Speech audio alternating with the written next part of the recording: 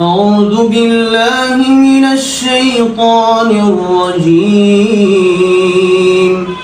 بسم الله الرحمن الرحيم সবাইকে আমি আরেকটা বিষয় সতর্ক করব।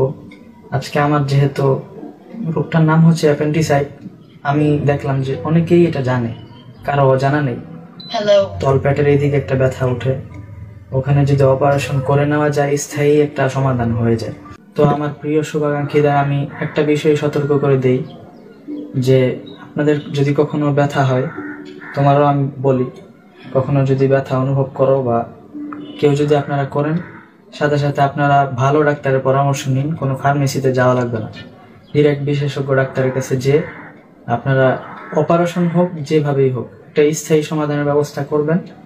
না হলে এটা হয়তোবা একটা রোগ থাকে, ওইটা ব্লাস্ট হলে আপনাদের এমনও হতে পারে যে আল্লাহ দুনিয়া থেকে নিয়েও যেতে পারে। এটা এত বড়, এটা ছোট আবার অনেক বড়। এই জন্য আপনাদেরকে আমি শুভাকাঙ্ক্ষী হিসাবে, একজন ভাই, আপনাদের একজন ছোট ভাই হিসাবে আপনাদেরকে বলে দিলাম, আপনারা রোগ নিয়ে কখনোই অবহেলা করবেন না।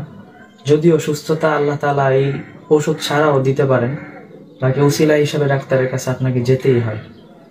সেজন্য আমি যতটুকু দ্রুত সুস্থ হতে পারি সেজন্য সবার কাছে দোয়া চাই, আল্লাহ আমাকে সুস্থ করুক। পাশাপাশি আপনারা যারা সুস্থ আছেন তারা যেন আরো বেশি করে সুস্থ থাকেন সেই দোয়া করি, এবং যারা অসুস্থ আছেন, অসুস্থ অবস্থায় দেখছেন, তাদেরকেও যেন আল্লাহ পরিপূর্ণ সুস্থ করে দেন। আসসালামু আলাইকুম প্রিয় দর্শক, প্রথমেই দয়াময় আল্লাহ তাআলার শুকরিয়া জ্ঞাপন করছি যারা যারা বা যে প্রিয় মানুষেরা আমার মতো প্রিয় ভাই রায়হানকে ভালোবাসেন, আপনাদের জন্য আজকের ভিডিও। এই যে কিছুদিন আগের কথা, রায়হান বিশ্বজয় করলে অনেক অভিভাবক বলেছিলেন আমার সন্তানকে যদি রায়হানের মতো হাফেজ বানাতে পারতাম। তুমি কোন বাবার সন্তান না জানি, তোমার বাবা তোমাকে পেয়ে কত না খুশি।